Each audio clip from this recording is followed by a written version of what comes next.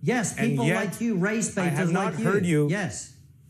And I have not heard you really express this much outrage against the #1 domestic terror threat against all our communities in America and the UK, which is rising white nationalism. I am a dark-skinned, first-generation immigrant to the UK. I don't play your racial games. Stop using your skin color as a way to shut other people up, and let's talk about the issue. The issue here is, should we tolerate foreign terrorists in our country, or should we remove them? And my opinion is we should remove people who are not conducive to this country. And if someone like me, first-generation immigrant, comes here and wants to be a terrorist, it is first-generation immigrants like me that are at the front of the queue to get them out.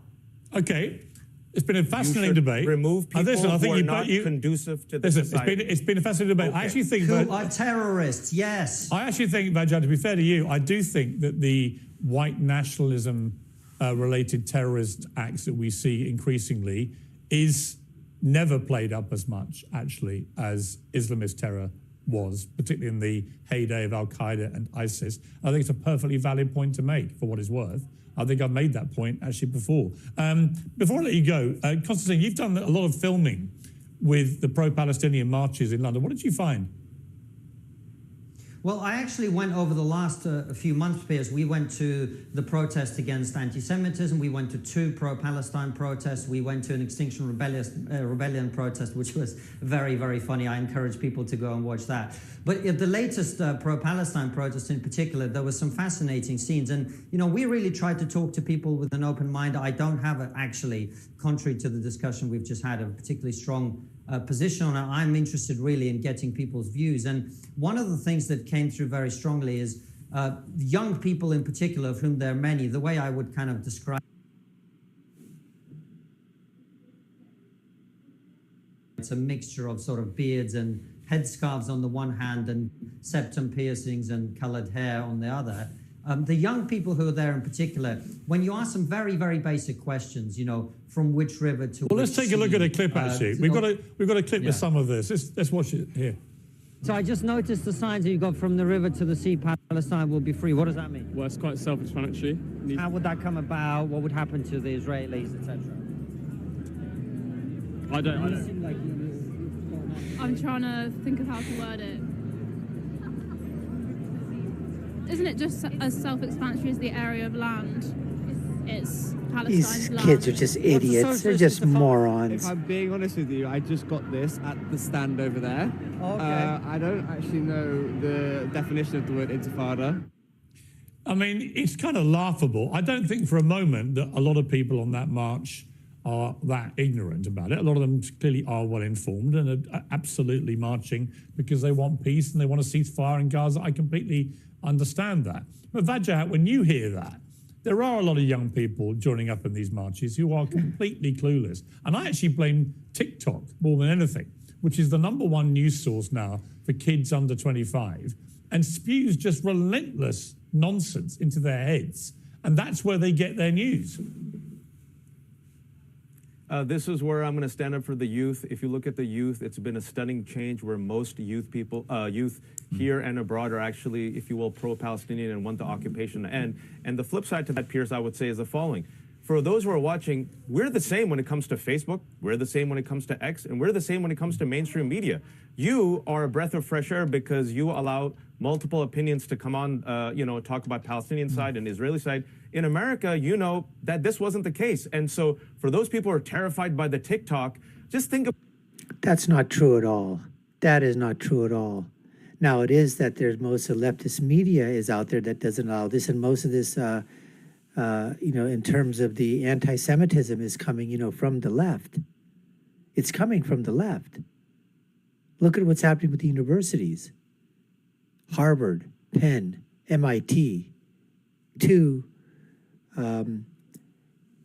presidents of universities, Claudine Gay, and I can't think of the other lady, both sacked because of holding anti-Semitic views or allowing anti-Semitic views to foster and to fester on university campuses, which are already left-leaning ideologies to begin with.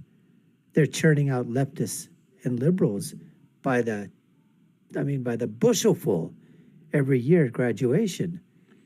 The only station, and that's why you have, conservative radio, that's out there, which is dominating the airwaves on the conservative side, which is coming through, social media, through, other avenues. But other than Fox News, even Fox News is sort of, I think right now, is sort of center-left, except for a couple of shows. So again, this gentleman, by basically saying that the views aren't being allowed to be expressed in America, that the views are coming through loud and clear, loud and clear.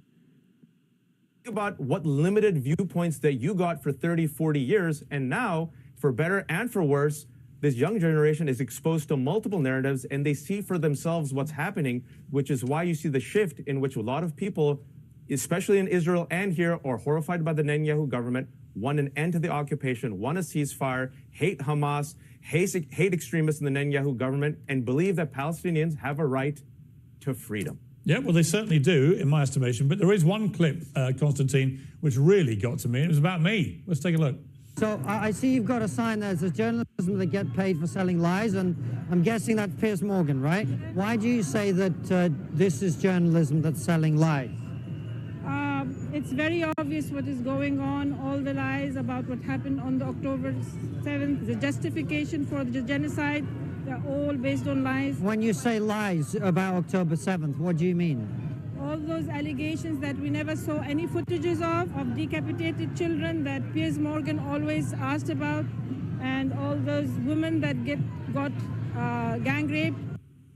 I mean, it was quite extraordinary, Konstantin, because one of the problems with platforming everybody actually for the last 3 months is you end up with the extremes on both sides hating you with equal vengeance, and often being completely ill-informed actually about what I've actually said. But it was enlightening to see that, because I see that all day long on social media, that kind of view, which is really based on a lack of reality. Ignorance, stupidity, well, there was a lot of that going idiocy. on in the protest. And interestingly, I mean, you say most people there are well informed. We released in that half-an-hour documentary that people can go to Trigonometry, our YouTube channel, and watch. We released every single interview that we did. So we haven't cherry-picked these moments to make people look bad or anything like that. It contains, they're shortened down, but they are basically the content of what people said to us. Okay. And I have to say, most of the people we spoke to, didn't really seem that well informed, most of them. And secondly, I would say, there was an awful lot of the sort of thing you just heard, where people have some kind of way of pretending October 7th didn't happen. In fact, the first person you see in the video talks about how it's a false flag operation. There seems to be a lot of that going on too, where people are sort of, they sort of wish away the terrorist attack on October 7th. And it makes sense, because if you're calling for a ceasefire, and you're calling on Israel to unilaterally, essentially, engage in a ceasefire, you have to pretend October 7th didn't happen, because otherwise you'd be calling on Hamas to hand over the hostages and the terrorists who took them, because that's how you get a ceasefire. Yeah, I mean, one of the biggest blow-ups I had. That last piece there, where you got the lady there, with the thing there in the headscarf. I mean, another Islamist doesn't want to even comprehend the fact that anything happened. It's all propaganda.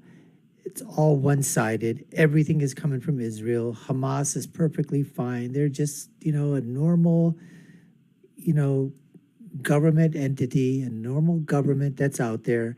They've been wronged, and they can do nothing wrong at all.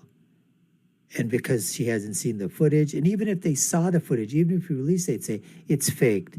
It's Israeli propaganda. It's American propaganda. So you're not going to win. You're going to be damned if you do, damned if you don't.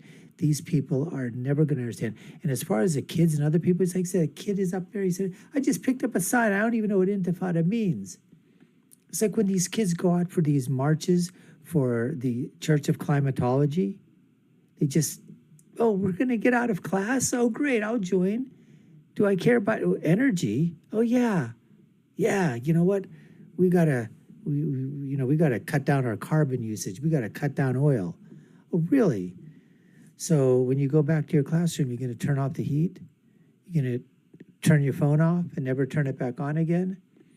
Are you going to stop drinking out of plastic bottles? Are you going to stop eating foods that have been refrigerated? Are you going to stop eating your food? You're going to eat your meat raw when you go home? Are you going to walk? Because, you know, you can't drive. Are you going to do that? Are you going to give up your iPhone, your tablets? Are you going to give up all that? Your plastic, your rubber, your clothes, everything? Are you going to give all that thing up? These are things that, you know, it's easy to go out there and protest.